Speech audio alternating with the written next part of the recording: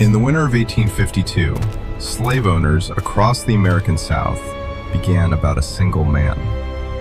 Not a soldier, not a politician, just a quiet black man who carried a small leather satchel. But inside that satchel was something powerful enough to terrify plantation masters from Virginia to Georgia. A book filled with names, hundreds of them. Names of enslaved men, women, and children who had vanished in the night. Runaways who were never captured again. Families who crossed rivers, forests, and borders and simply disappeared. The number kept growing. 10, 50, 100, then 200, until finally the whispers became something darker, something closer to fear. More than 800 souls had escaped slavery through the help of one man, and that man was called Isaiah Carter.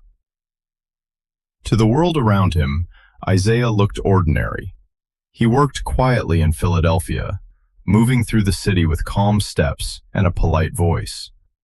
But in the shadows of the Underground Railroad, Isaiah Carter was something very different. He was a guide, a protector, a keeper of stories. Every person who reached his door carried scars. Some came with bleeding feet after walking for days through swamps and forests. Some arrived half-starved, hiding inside wagons or cargo crates. Some carried children in their arms, praying the dogs behind them would lose the trail. Isaiah welcomed them all. He fed them, he hid them, and before sending them north toward freedom, he wrote their names into his secret book, carefully, patiently, one life at a time. He believed every story mattered, every mother, every father, every child who had dared to run. But that book had become the most dangerous object in the city. Because if slave catchers ever found it, they would not just capture Isaiah, they would hunt every name written in its pages. Hundreds of people who believed they were finally safe. On a cold December night, Isaiah Carter walked alone through a narrow street behind his office building. Snow from the afternoon had begun to freeze across the cobblestones, and the wind carried the distant rattle of carriage wheels across the sleeping city. He pulled his coat tighter as he stepped into a dark alley. In his hand, he carried the satchel. Inside it, the book. The book that protected 800 souls. Isaiah moved quickly, but something in the silence felt wrong. Philadelphia at night was never completely quiet. There were always footsteps, voices, horses, something. Tonight, there was nothing. No sound, no movement, just the cold wind sliding through the alley. Isaiah slowed. His instincts had been sharpened by years of guiding fugitives through danger. He knew when the night was watching, and tonight, it was. He stopped walking. Slowly, he turned around. At the far end of the alley stood a man, tall, still, waiting. The stranger stepped forward into the faint moonlight. His coat was dark, his posture calm, but his eyes were cold, like steel waiting for blood. For a long moment, neither man spoke. Then the stranger tilted his head slightly and asked in a quiet voice, "Are you Isaiah Carter?" Isaiah felt the question strike like a blade. If he answered yes, he might be dead before morning. If he lied, the man might already know the truth. So Isaiah gave the only answer that might keep him alive. "Who wants to know?" The stranger smiled. It was not a friendly smile. It was the smile of a hunter who had finally found the trail he had been following for months. He took one slow step closer, then another. And finally, he said something that made Isaiah's blood run cold. 800. Isaiah did not move. The stranger continued. 800 slaves who disappeared into the night. His voice was calm, measured, certain. 800 people who were supposed to belong to powerful men. The stranger's eyes slowly lowered until they stopped on the satchel in Isaiah's hand. "And every one of their names," he said quietly, "is inside that bag." The stranger took another step forward, slow, deliberate, like a man who knew the night already belonged to him. Isaiah's fingers tightened around the leather satchel. Inside it, the book rested against his palm. 800 names, 800 lives that depended on that single object remaining hidden. The stranger's eyes never left it. "You've caused a great deal of trouble, Mr. Carter," he said quietly. Isaiah did not answer. The stranger continued. "Plantations across Virginia, Maryland, Georgia." He paused slightly. "Men wake up in the morning and discover another slave missing." Another step forward. "They say there is a ghost in the north who steals them away." His voice lowered. "But ghosts do not write records." His gaze dropped again to the satchel. "Only men do that." The cold wind moved through the alley, carrying the distant sound of wagon wheels across the city. Isaiah forced himself to remain calm. If he ran now, the man would chase. If he fought, he would lose. So he did the only thing left. He spoke. "You're wasting your time." The stranger raised an eyebrow. Isaiah continued calmly. "You think one book controls freedom?" A faint smile touched the stranger's face. "No," he said softly, "but it tells us where to begin." The stranger reached slowly inside his coat and pulled out a folded paper. He opened it carefully. Lantern light from the street touched the page. Isaiah felt his stomach tighten. A list. Names, routes, places, safe houses. The stranger watched Isaiah's reaction carefully. "Interesting thing about fear," he said. "It makes people talk." Isaiah felt the blood drain from his face. Someone had betrayed them. Someone inside the network had spoken. The stranger folded the paper again. "Your little railway has leaks." Another step closer. "And leaks lead to the conductor." Isaiah's mind raced. If the hunters had even a portion of the network, dozens of people were already in danger, maybe hundreds. He had to move, but not yet. The stranger tilted his head. "Tell me something, Mr. Carter." His voice lowered slightly. "Do you remember them all?" Isaiah said nothing. "All 800? The stranger's eyes glinted. "The mothers, the children, the men who ran through forests with dogs behind them." A small pause. "Do you remember every face?" Isaiah finally answered. "Yes." The word came quietly, but firmly. The stranger studied him for a long moment. Then he nodded once. "I believe you." Another step forward. Now only a few feet separated them. "Which makes this unfortunate." Isaiah's heartbeat began to pound, because the stranger's hand slowly moved again, this time drawing something from his coat. Not a paper, a knife. The blade caught the pale moonlight, flashing cold silver in the darkness. Isaiah did not move. The stranger spoke calmly. "Silas Hargrove is offering a reward large enough to buy a plantation." He turned the knife slowly between his fingers. "For the man who brings him the book of 800 names." His eyes lifted to Isaiah. "And I intend to collect."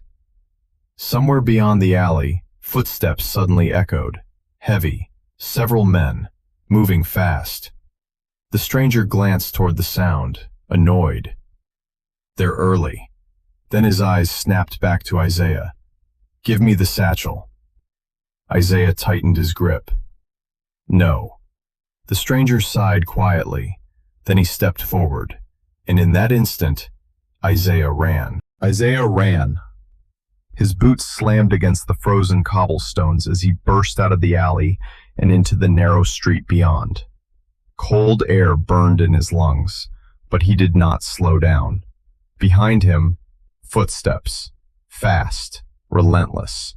The hunter was already moving. Isaiah turned sharply into another alley, his mind racing through the map of Philadelphia he had memorized over years of guiding fugitives through the city. Every street, every cellar, every hidden passage. But tonight the city felt different, unsafe. If someone had betrayed the network, then the usual safe houses might already be watched. He could not risk it. Behind him, the hunter's voice drifted through the darkness. Running won't save them. Isaiah ignored it and pushed harder. At the end of the alley, he slipped through a narrow wooden door hidden behind stacked crates. The door closed softly behind him. Darkness swallowed the room. The air inside smelled of damp wood and old stone. Isaiah leaned against the wall, holding his breath. For a moment, silence. Then a faint whisper came from the darkness. "Brother Carter?" Isaiah froze. Then relief flooded through him. "Elijah?" A lantern flickered to life in the corner of the cellar. The soft glow revealed the face of Elijah Turner, one of the most trusted conductors on the Underground Railroad. His brow furrowed immediately. "You were followed." Isaiah nodded. "Yes." Elijah's eyes moved to the satchel. "They came for the book." Isaiah stepped closer. "How bad is it?" Elijah hesitated, then he answered quietly. "Bad enough that 3 safe houses closed tonight." Isaiah's stomach tightened. "How?" "One of our guides disappeared 2 days ago." Elijah lowered his voice. "Thomas Reed." Isaiah felt the name strike like a hammer. Thomas Reed had helped guide dozens of fugitives north. He knew routes, contacts, signals. Elijah continued. 2 hunters arrived in the city this morning. Isaiah's mind flashed back to the man in the alley. Cold eyes, calm voice, knife in hand. "There's more than 2, Isaiah said quietly. Elijah lifted the lantern, revealing the far end of the cellar, and Isaiah saw something that made his heart stop. A child. A small girl sat curled beside a crate, her bare feet dirty and bleeding. She could not have been older than 10. Her dress was torn, her eyes wide with fear. Elijah spoke softly. "She arrived an hour ago." Isaiah knelt down slowly. "What is your name?" The girl's voice trembled. "Lena." "Where did you come from?" "Virginia." Isaiah felt his chest tighten. "Did someone bring you here?" Lena nodded slowly. "A man." "What was his name?" The girl hesitated. Then she whispered something that made the room go silent. "Thomas." Elijah closed his eyes. Isaiah felt the ground shift beneath him. Thomas Reed had not just betrayed the network, he had used it, used the child as bait. Before Isaiah could speak again, a heavy thud echoed from above them, then another. Boots. Several men moving across the floor overhead. The hunters had already found the building. Elijah blew out the lantern instantly. Darkness crashed over them. Above, a voice echoed through the floorboards. Cold, calm, unmistakable. "Search the basement." The hunter from the alley. Isaiah whispered quickly. "There's a back exit." Elijah nodded, but Lena grabbed Isaiah's sleeve, her voice shaking. "They hurt Nora." Isaiah froze. "Who is Nora?" "My sister." The words came out in a whisper. "They caught her when we ran." Isaiah felt anger rise slowly in his chest. The hunters had used the girl to follow the trail back to him. Another heavy crash echoed above. Wood splintered. They were breaking through the floor. Elijah whispered urgently, "We have seconds." Isaiah lifted Lena into his arms. "Stay quiet." The girl clung to him as Elijah pushed open a narrow wooden panel at the back of the cellar. Cold night air rushed inside. Behind them, the floor above exploded as boards shattered. Boots hit the ground. Lantern light flooded the cellar. A voice shouted, "There!" Isaiah didn't look back. He ran into the night, carrying the child and the book that held 800 stolen lives. Isaiah ran into the freezing night. Lena clung tightly to his coat as he rushed through the narrow back alley behind the cellar. Behind them, shouting exploded into the darkness. "They went out the back!" Boots pounded against wood. Lanterns flared to life. The hunters were already pouring into the alley. Elijah grabbed Isaiah's arm. "This way!" They turned sharply between two warehouses, where stacked barrels created a narrow passage barely wide enough to slip through. The wind cut through the corridor like a blade. Isaiah could hear the hunters spreading out behind them, dogs barking somewhere in the distance, men shouting orders, metal clanging. The city was waking up, and that meant danger. Because the longer they stayed in Philadelphia, the more eyes would see them. Elijah pushed open a loose fence and pulled Isaiah through into a cramped courtyard. Snow covered the ground in thin patches, reflecting the faint moonlight. For a moment, they paused to breathe. Lena's small hands trembled against Isaiah's chest. "Mr. Carter," she whispered, "they're going to find us." Isaiah brushed a strand of hair from her face. Not tonight. But even as he spoke, he knew the truth. The hunter following them was not ordinary. He moved too calmly, too patiently. A man like that would not stop. From the alley behind them, a slow set of footsteps echoed, not running, walking, deliberate. Isaiah looked up.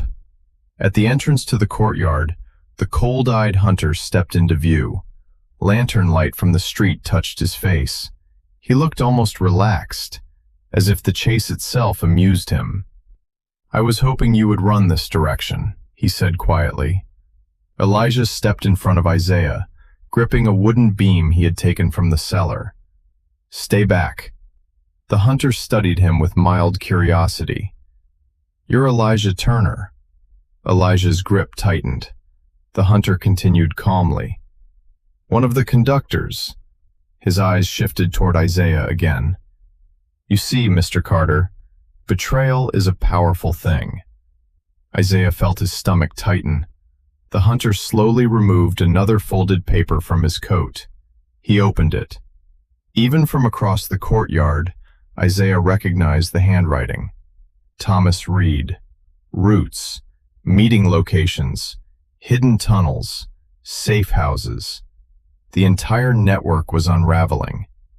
The hunter folded the paper again. "Your friend was very helpful," Elijah muttered under his breath. "I'll kill him." But the hunter shook his head slightly. "No, you won't." Then he stepped forward. Isaiah's heart began to pound, because the hunter was not rushing, not attacking. He was simply closing the distance, like a wolf circling wounded prey. "You have two choices," the hunter said calmly. "Give me the satchel." His eyes dropped briefly to Lena. "Or the child dies first." The words froze the air. Elijah took a step forward, fury burning in his eyes. "You touch her and I swear." The hunter moved suddenly, faster than either of them expected. His knife flashed in the lantern light as he lunged. Elijah swung the wooden beam. The two collided with a violent crack of wood against bone. The hunter staggered, but did not fall. Isaiah felt the moment open in front of him. A single chance. He grabbed Elijah's arm. "Run!" They bolted toward the far wall of the courtyard. Isaiah kicked aside a loose crate, revealing a narrow opening beneath the warehouse, a drainage tunnel. Elijah ducked inside first.